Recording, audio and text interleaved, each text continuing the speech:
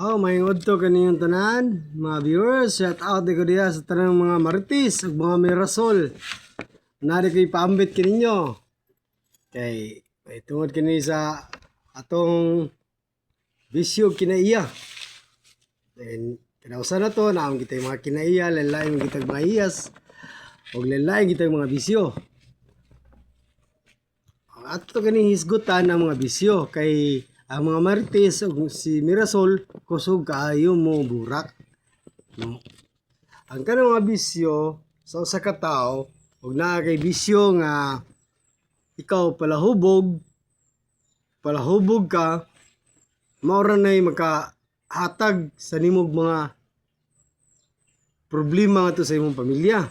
Nga palahubog ka kay ultimo mga kuan sa kwarta nga para budget sa iyong panimalay, madana sa si inom kay hubog naman ka nya.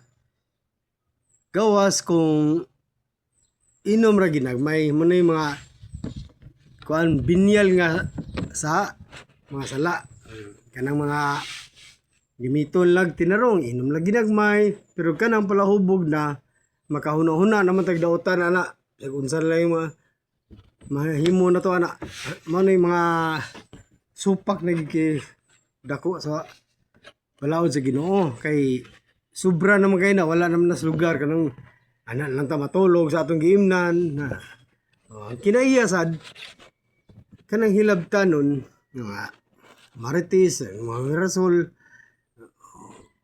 ug sa og kaning strikto naa ka na sa gid sa tao kay ang kanang bisyo wala na mahitabo sa bago pa tayo gipanganak sa atong ginikanan. Wala pa tayo bisyo. Ang kanang kinaiya na naman nadaan gibuhat naman na sa Ginoo nga ingana nakadaan. Kay wala may nagtintal nimo ingana ang kuan. Ana hilabti ang mga tawo may nagtintal nimo ana. Pag istrikto daw, ay nag-ingon tulo nimo pag istrikto. Way nagtudlo sa nimo pag dinalo. Way nagtudlo sa nimo nga pag nirurbuso ko. Way nagtintal nimo na. Way nagtintal sa nimo na. Tig pakaron ingnon ka. Gamito na to ang mga pulong sa Ginoo. Way nagtudlo. Muna yung mga kinaiya sa tao, mga hiyas. Huwag ka ng bisyo sa tao, diha na kuan sa nakabaton na gitag mga saktong kabuot.